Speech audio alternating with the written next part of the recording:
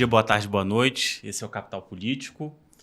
Estamos chegando aqui no nosso último episódio da primeira temporada com nossa sempre presença do Leonardo Barreto, da CEO da Think Policy, João Henrique Rummel, da Action Consultoria, e eu, Nestor Rabelo, da Casablanca. Eu queria começar com uma provocação não, mas uma abertura, dizendo o seguinte: a gente acompanhou aí nos últimos 2 anos dessa relação conflituosa entre executivo e legislativo, pelo menos uma preservação no que toca os temas econômicos, né? Com às vezes até uma interlocução direta do ministro Fernando Haddad com as lideranças do Congresso, pelo menos a cúpula do Congresso. E chegamos hoje, nessa quarta-feira de 25 de junho, com a notícia de que o presidente da Câmara, Hugo Mota, pautou o PDL, o decreto legislativo que visa sustar o aumento do IOF, pegando o governo de surpresa. E aí eu queria perguntar, temos um ponto de inflexão aí? Essa parceria, pelo menos nos temas econômicos, acabou?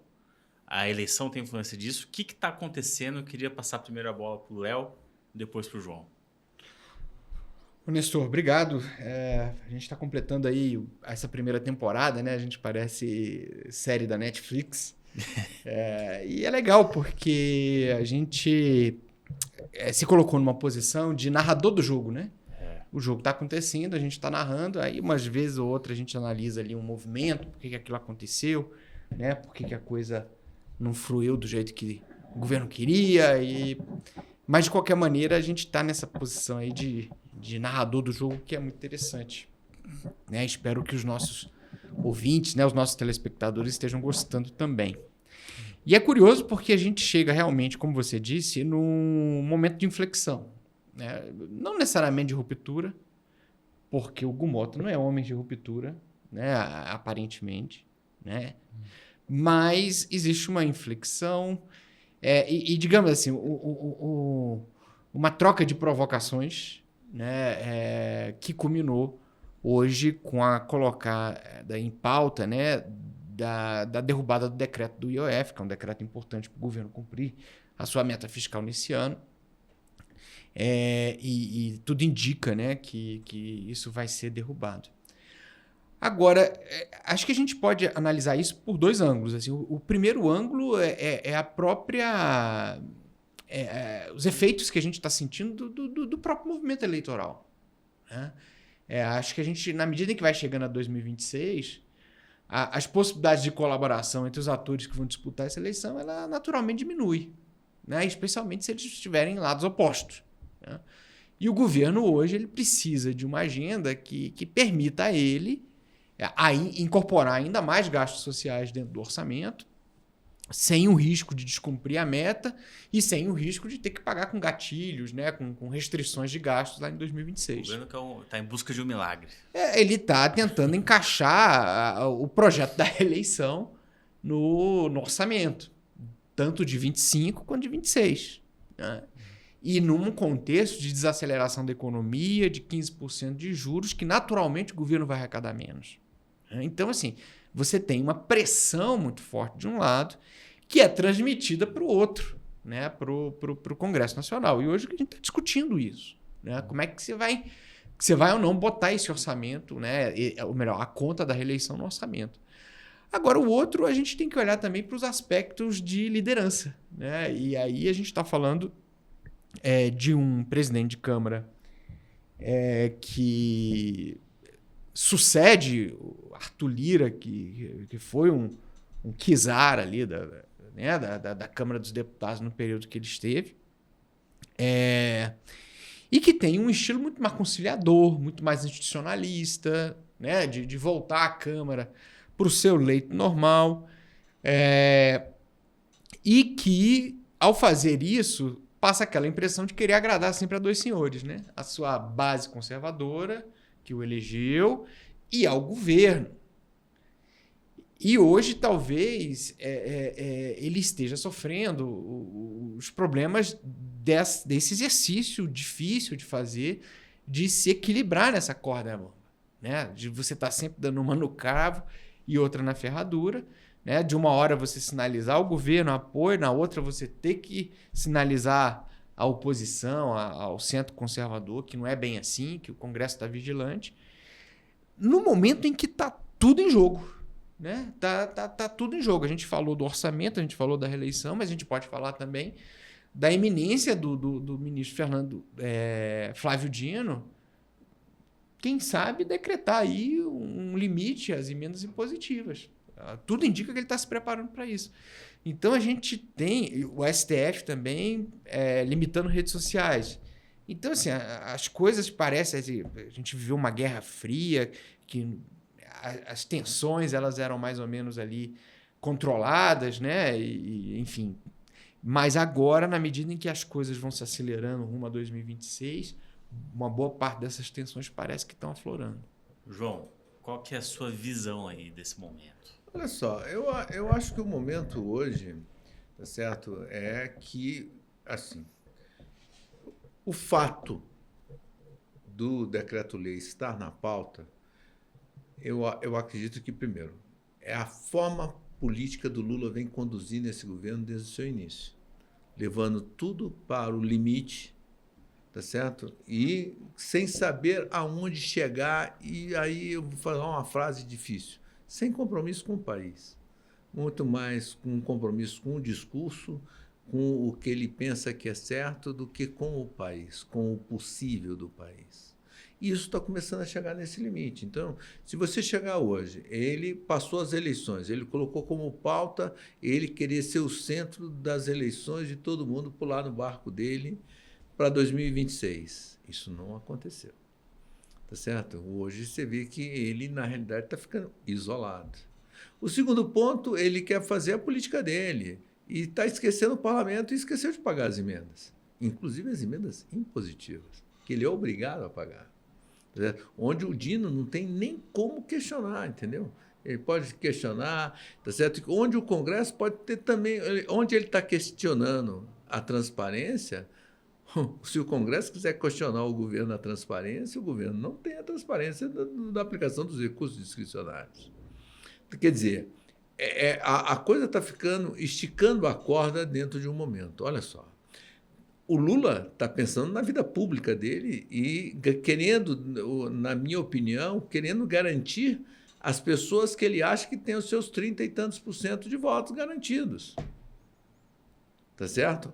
E o Alcolumbre, eles querem continuar presidente da casa, eles querem continuar na vida pública. Eles têm que também começar a garantir a imagem deles.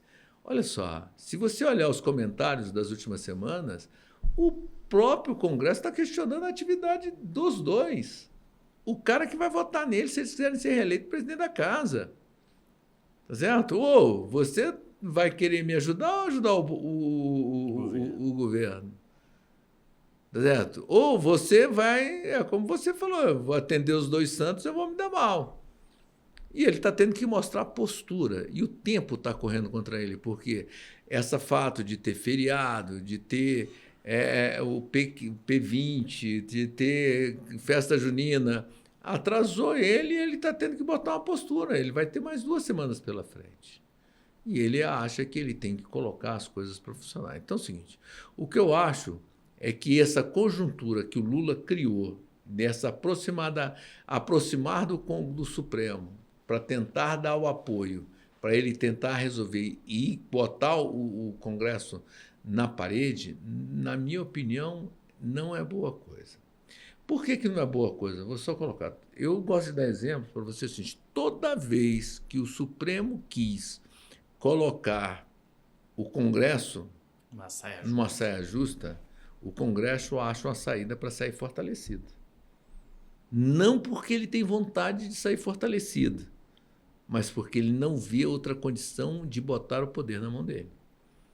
Toda vez, olha só, eu gosto de contar histórias, mas eu aqui não vou contar história, mas olha só, a questão das emendas, eu gosto de falar da vaquejada, eu gosto de falar das emendas, tá certo? Toda vez que se botar pressão, olha, eu vou te dar um exemplo, a questão da deputada que foi presa agora, que vai ter que decidir, Zambelli. da Carla Zambelli, tá certo? Vai ser outra coisa. Estão provocando demais o Congresso vai tomar uma decisão. E se o Congresso falar que ela não vai ser presa? E aí? Criou mais uma situação conjuntural delicada. Para que isso? Então é o seguinte, o que eu estou querendo colocar é que o momento agora está ficando... E o que está ficando mais terrível ainda, na minha opinião, é que é o seguinte. O Lula, quando ele puxou o debate das eleições, pós as eleições municipais, ele antecipou e deu um checkmate. E esse checkmate está se voltando contra ele. Porque o que está acontecendo agora e que as pessoas estão ganhando força e coragem de pular do barco. Pois é, isso que eu queria perguntar, né? A gente tá com um ano meio atípico, né? Um ano meio parado até. Os dois lados estavam ali, tateando. O governo com medo de propor, né? Os dois presidentes eleitos, né? Tentando se equilibrar ali entre as demandas corporativas, entre, né, as vontades do Palácio. E ele chegamos até agora, em junho, assim, poucos projetos de expressão realmente aprovados. A gente tem a licenciamento ambiental, teve a reciprocidade também, mas tirando umas coisas pontuais assim, né? E agora estamos chegando no segundo semestre e já com alguns sinais importantes aí de federações, né? União, PP, o MDB conversando com republicanos, né? O mundo político indo ali para o Tarcísio, e eu queria saber até quando vai essa política de boa vizinhança, né? Se é possível que esse ano a gente veja sinais mais robustos, né? De um descolamento, de fato, ideológico e do Congresso e partidário do Congresso em relação ao governo. O que você acha, Léo? Eu acho até que esse descolamento ele aconteceu, né? Já, porque assim, por mais que você tenha janelas de cooperação, né?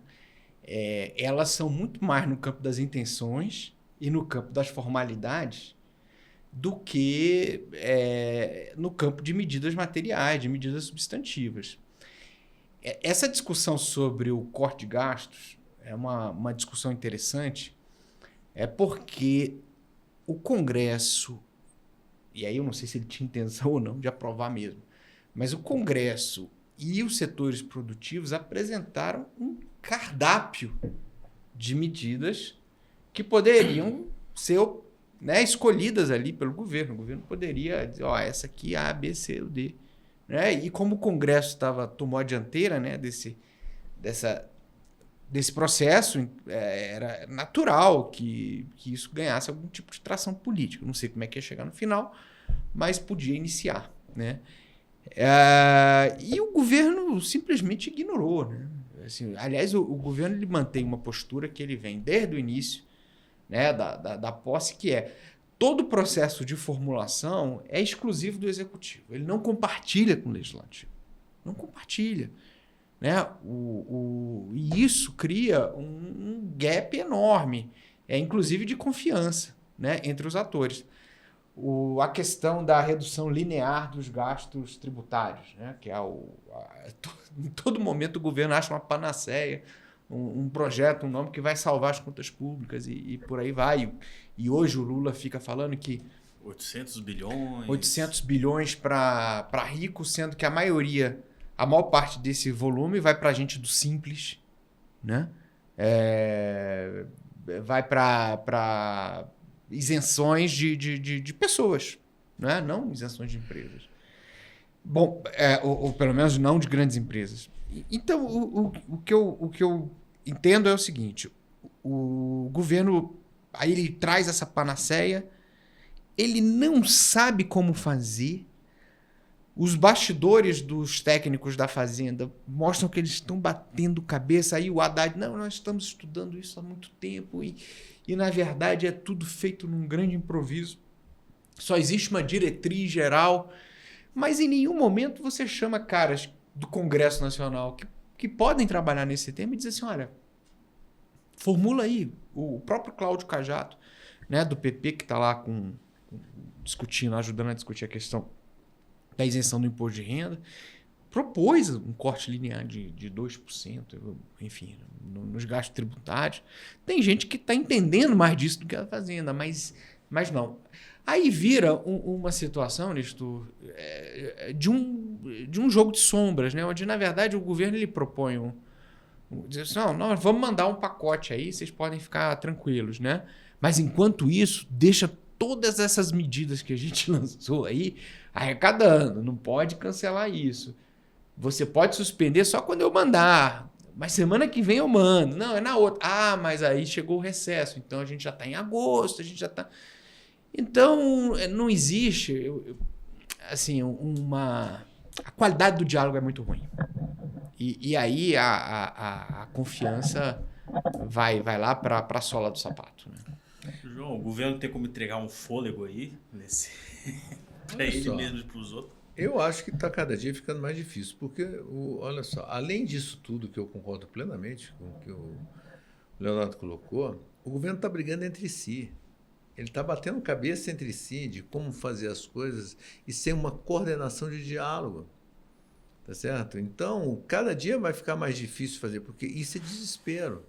As pessoas não, na minha opinião, chegou um momento que as pessoas estão falando, e ali para frente? Tá certo? Você colocou segundo semestre, tá certo? Você colocou. Segundo semestre vem 2 CPIs. 2 CPIs. Olha só, vem a CPMI, tá certo? O INSS. Vem a INSS, que é complicadíssima. Eu não sei como é que eles vão segurar. E a outra é do crime organizado, que é mais complicada ainda. Então é o seguinte, e todas as duas vão bater aonde? No colo do governo.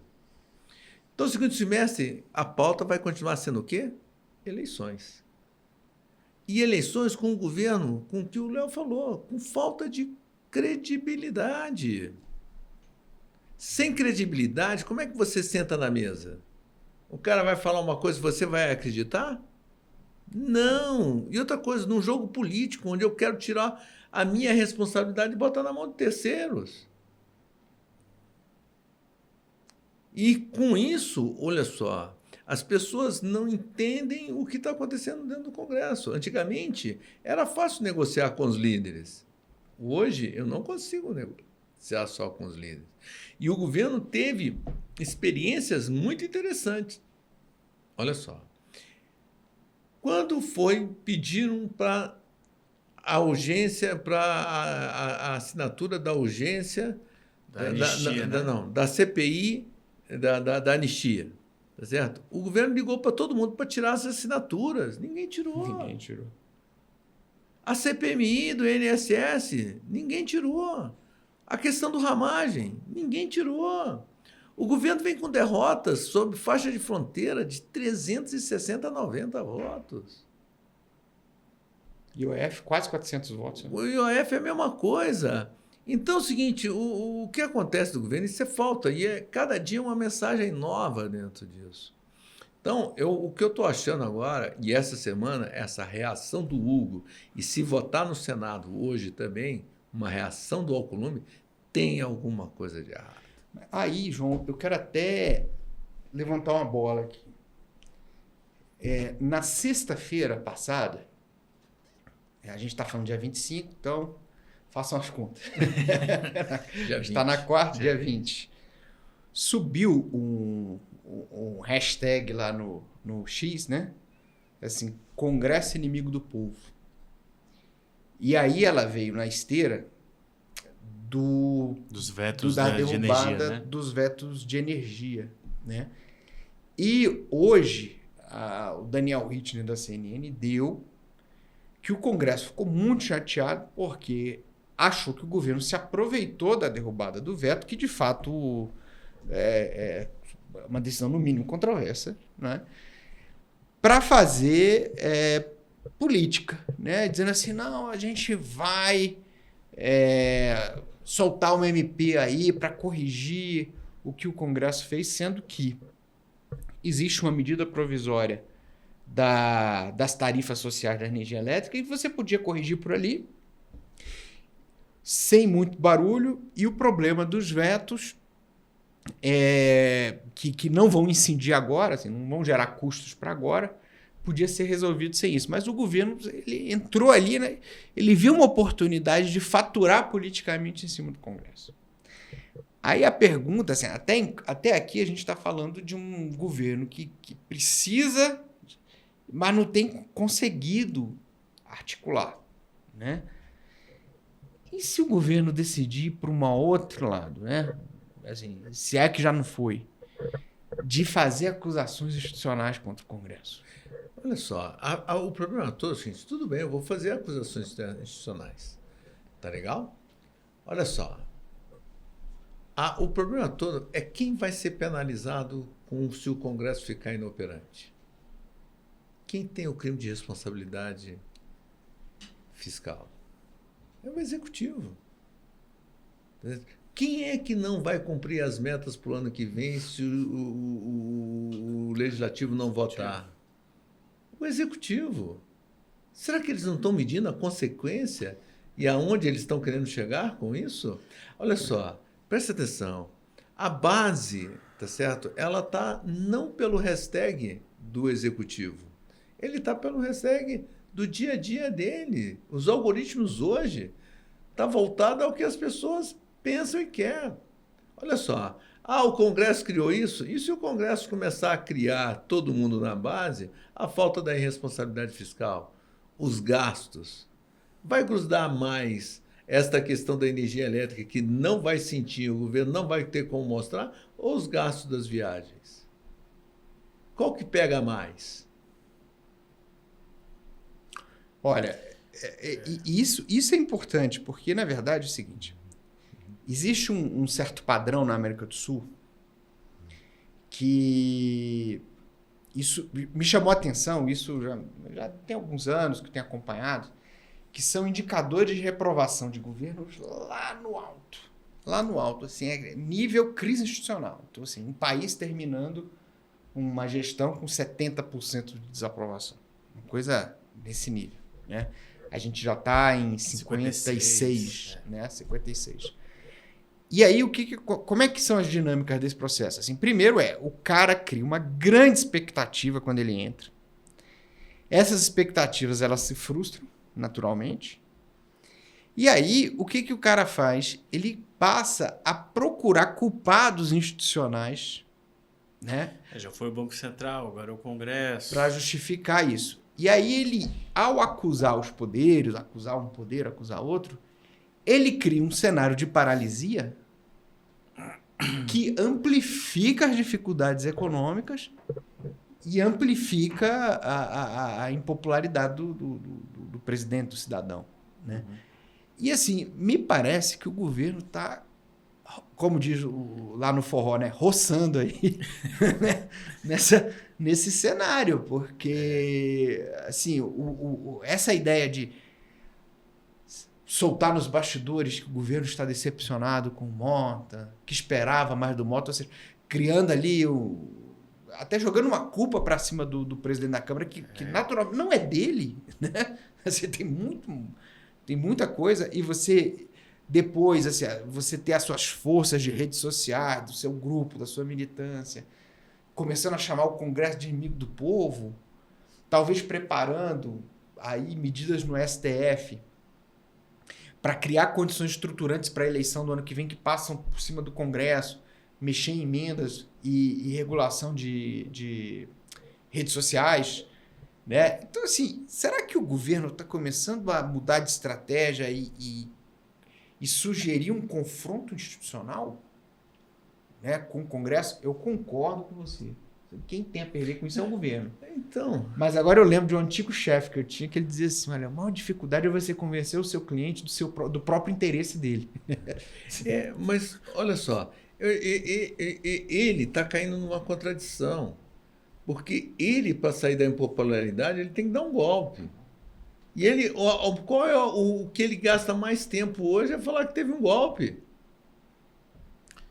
Então, quer dizer, olha a contradição que ele mesmo está colocando em que ele não tem apoio. Eu acho que esse governo ele esqueceu uma coisa. Ele está confundindo, ele falou assim, ganhei as eleições. Não, ele foi colocado lá para tirar outra pessoa. E até agora... Entendeu? E ele tinha que isso. ter a oportunidade de mostrar que era melhor do que o outro. E ele está fazendo o quê? O mesmo do outro. E quando ele está fazendo o mesmo do que o outro, as pessoas estão se jogando que, pô, eu não quero mais ele. Quer dizer, eu li até por sugestão do João, li uma notícia no Estadão dizendo da briga que está tendo dentro do próprio PT, né? De um racha que está tendo ali. E aí, lá para as tantas, tem uma aspa do cara falando assim, o petista dizendo que se eles não arranjarem um discurso, eles vão falar para um público vazio, né? Não vão falar nada para ninguém e vão perder. Né? E dizendo de um cálculo também que envolve o Bolsonaro na coisa, né? Mas eu queria saber o quanto vocês acham que o governo pode depender dessa batalha de Bolsonaro, o golpe que está tendo no STF para 2026. Será que isso ainda é um fator que mobiliza a opinião pública tanto quanto eles acham? Olha só, eu acho que não. Posso dar um exemplo? Eu vou fazer o seguinte. Trocaram a pessoa que... Eles trouxeram o Sidônio para mudar a comunicação, falou que ia fazer uma revolução. Fez a revolução? Mudou a colocação do Lula nos algoritmos das pessoas? Não. Por quê? As pessoas já criaram preconceito. Tá certo? Eu não mexo de comunicação, mas será que as pessoas não entenderam que a palavra Lula, governo Lula, está sendo rejeitado pelos algoritmos naturais de cada indivíduo? E eles estão tentando colocar o seguinte: esse cara é Deus, ou ele é Deus para ele, mas ele não é mais o Deus para a população. Eles têm que mostrar serviço. Qual o serviço que eles estão mostrando? Tá certo? Não é serviço nenhum, porque o que acontece na rede é a pessoa falando o seguinte: pô, tá tendo crise, a inflação subiu, o meu salário, a coisa tá ficando cara. E o que ele tá fazendo para resolver isso? Viajando. Esses dias o eleitor vai dizer isso. Esses dias eu conversei com um diretor de um instituto de pesquisa, né, que está fazendo vários estudos, e dizendo assim, olha, é isso mesmo, assim, ele está com 27 de ótimo bom e 50 e tantos % de ruim e está bastante consolidado. E aí, quando bastante consolidado, ele quer dizer assim, isso tem variado pouco, né, essa situação. Aí eu perguntei para ele, e ao que você atribui, o que você está vendo nas pesquisas, né, que justifica essa consolidação negativa, né, da imagem do presidente Lula. Aí ele falou assim, são 3 fatores que sempre aparecem. Assim, primeiro, impostos. Aí eu falei assim, eu perguntei, mas a discussão do governo, o discurso do governo é que eles só taxam o cara lá em cima, o cara lá embaixo ele não sente isso. Ele falou, taxa das blusinhas. Pegou o pobre na testa. Acertou a testa do pobre. Que estava ali acessando, né, o mercado de consumo. Ele disse que foi fatal. Né? Foi o primeiro... Então, assim, essa questão do taxade, por mais que depois a agenda... Você pode discutir que ela foi concentrada no andar de cima, mas ela começou no andar de baixo. Então, esse foi o primeiro ponto. O problema do Pix também, né? Pois é, mas aí o segundo ponto dele foi o seguinte. A tal da picanha da cerveja. Por quê? Porque aquilo ali cristalizou... Era uma anedota, mas cristalizou uma promessa de campanha a mais lembrada de todos. Assim, se você vai perguntar para o eleitor o que o Lula prometeu que ele ainda não cumpriu? Picanha e cerveja para todo mundo. Picanha e cerveja. Então, assim, que tem a ver com inflação de alimento, né? E a terceira é a percepção de que o governo é leniente com o problema de segurança pública. As 3 agendas. Né? E são agendas que o governo não vai resolver com bolsa. Ou sem o Congresso. Né? Com mais programa social. Então, é curioso porque o governo está fazendo um esforço enorme. A gente está falando aqui da crise que está sendo criada, né?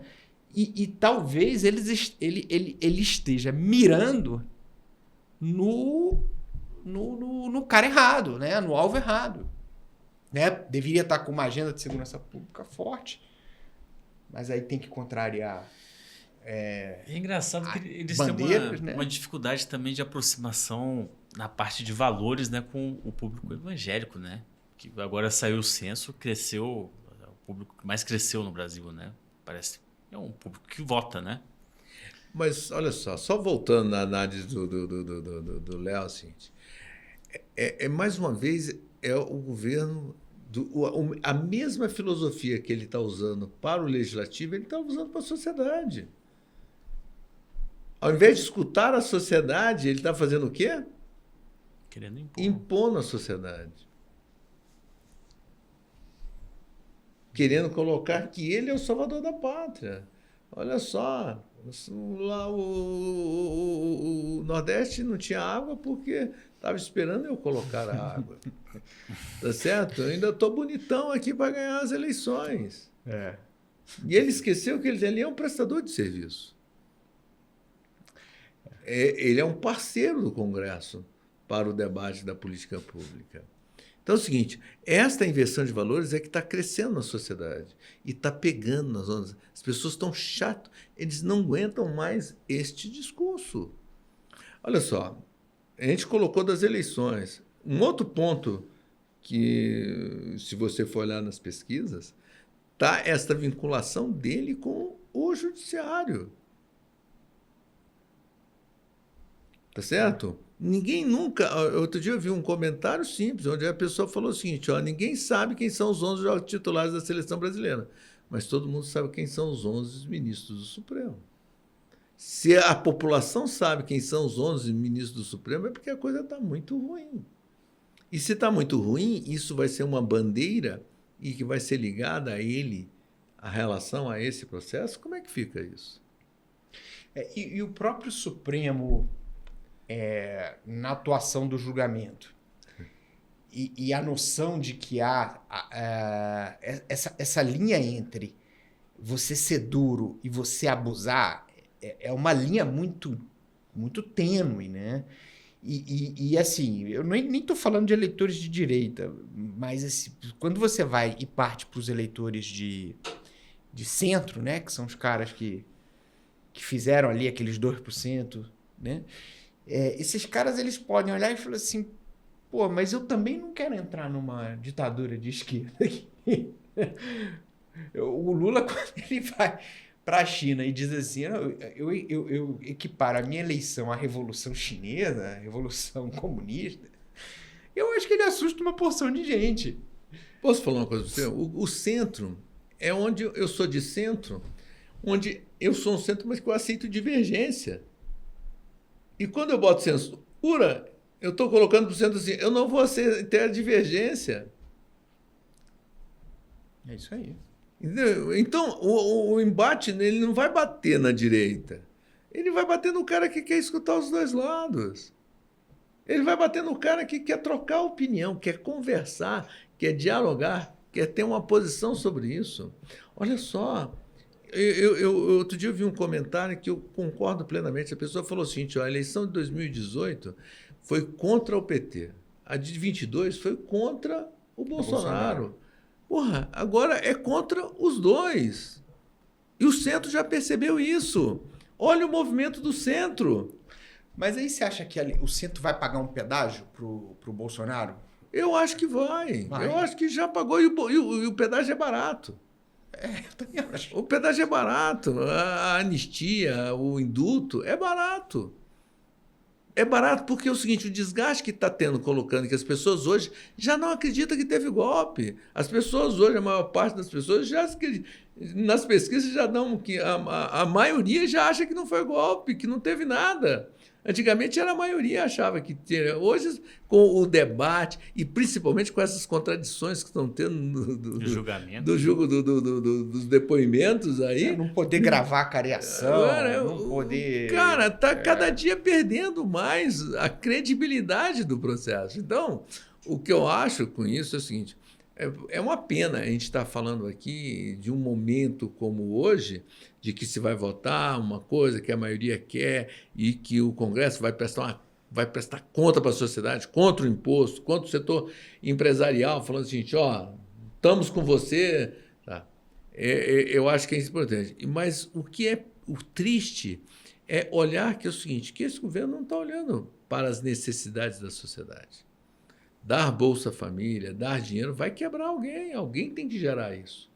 Aonde é que vai ser gerado isso? Tá certo? Então, esse é o grande problema que a gente tem, que é o grande problema da filosofia de trabalho que eles têm.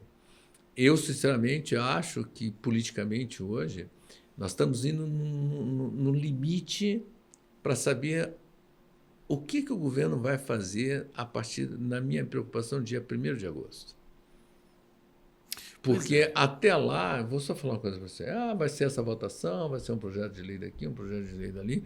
O Congresso tentando ajudar, de alguma forma, esse governo não cair, porque eu acho que não tem impeachment, e o governo, o Hugo, o Alcolumbre, tá certo? Eles vão tomar muito cuidado com isso. Eles não podem derrubar esse governo. Eles vão ter que dar sobrevida para eles até o final, para eles não serem acusados de golpe, para eles não acusarem. Então, é o seguinte, não pode matar o boi, né? Mas, então, vai ser uma coisa... Eu sinceramente, falo para você o seguinte, vai ser muito ruim o resultado, se continuar nesse clima, o resultado político da esquerda.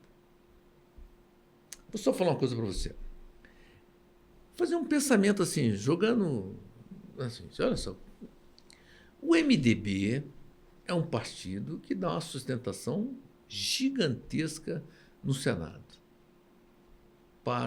Ele vai se juntar com o republicano, onde o principal adversário do Lula é o Tarcísio,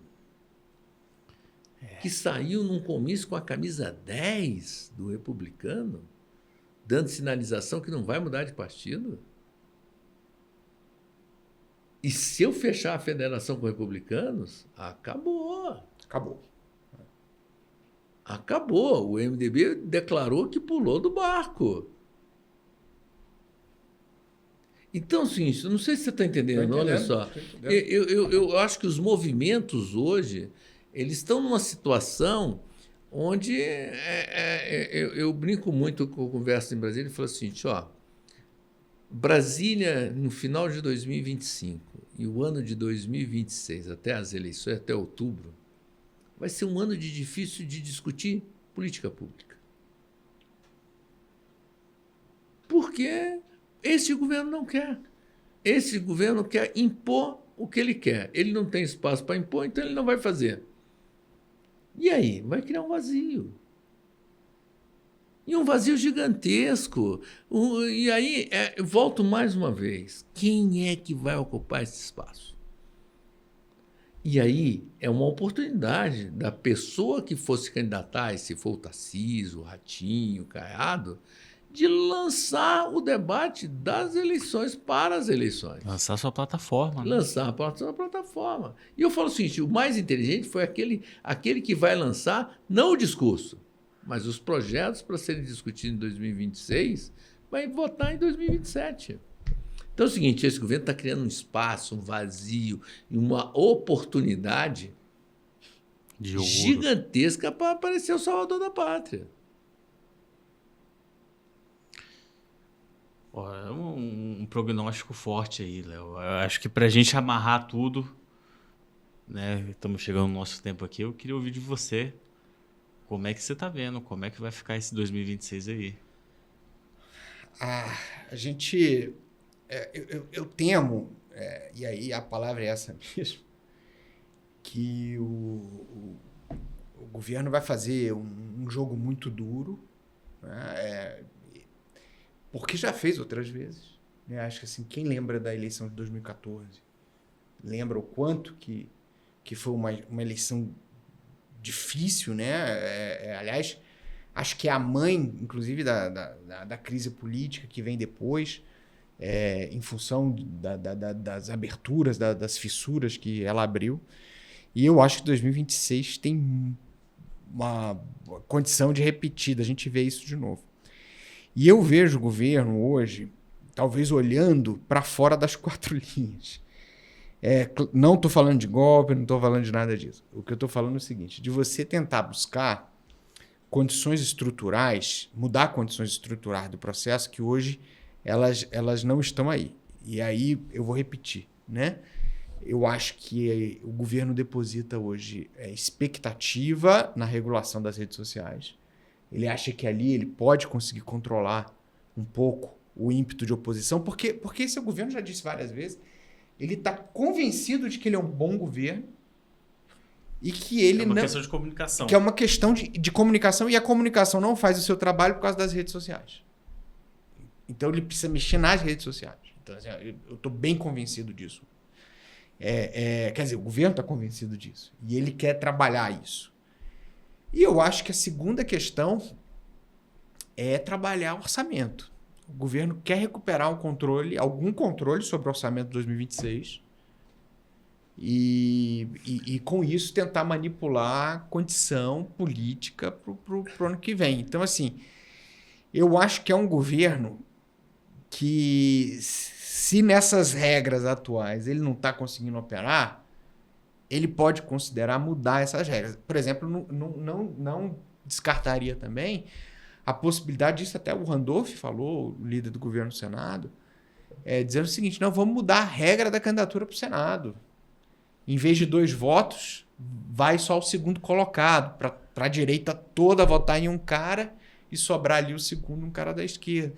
Então, eu acho que o governo ele já começou a pensar em coisas que estão fora desse cotidiano. E aí a gente pega o Congresso inimigo do povo, essas 2 questões sendo discutidas no Congresso, pelo STF, né? Eu não sei, me parece que 2026 vai reservar para a gente um governo tentando trabalhar o jogo e não apenas dentro do jogo. Tá legal, vamos lá. Em cima do que você falou, vamos colocar. A regra das eleições de 2026, elas têm que estar prontas 1º de outubro de 2025. Faltam exatamente, ele vai ter exatamente 70 dias úteis de Congresso, de 70 dias lá. Para fazer isso. Você acredita que você passa uma PEC nas 2 casas com acordo sobre esse tema? Não, reforma eleitoral... Calma. Deixa eu só colocar assim. Primeira coisa, então... o que é? Eu vou só conduzir o processo. Então é o seguinte: orçamento. Ele perdeu o relator. Ele perdeu o relator da LDO. O Congresso vai impor para ele um cronograma de pagamento de emenda no primeiro semestre de 2026. Então, qualquer recurso que ele estava pensando em aumentar para cá, para lá, se ele não cumprir o cronograma, aí sim vai ser uma discussão de impeachment. Ou de botar ele para fora ou não. Concorda comigo? Concordo. E aí, ele, com todo mundo jogando isso para ele, jogando os podres organizadamente, vai ser bom? Outra coisa, olha só, ele está comprando uma briga agora com o presidente dos Estados Unidos. Se ele vai controlar e ele vai comprar essa briga... Já tem gente sentindo as dores dessa briga. Setores econômicos? Não, pessoas. Tá certo? Então, o que eu falo para você é o seguinte, vai comprar essas brigas? Ele tem força para comprar essa briga? Não tem.